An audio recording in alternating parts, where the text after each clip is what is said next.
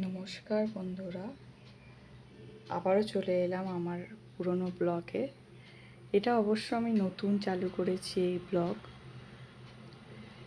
এই যে আমার গোপালের সবে সবে সন্ধে দিয়ে উঠলাম।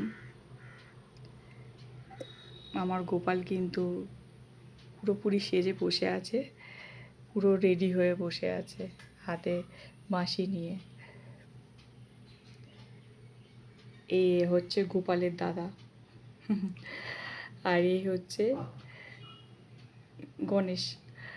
যাই হোক, তোমরা সবাই জানো আমার মেয়ে এই ঠাকুরের নাম রেখেছে ঋতু। ও তো ছেলে মেয়ের অত পার্থক্য বোঝে না, খুবই অল্প বয়স, তাই ও নাম রেখেছে ঋতু। যাই হোক, ভগবানের কাছে ছেলে মেয়ে কিছুই ম্যাটার করে না, সবই সমান।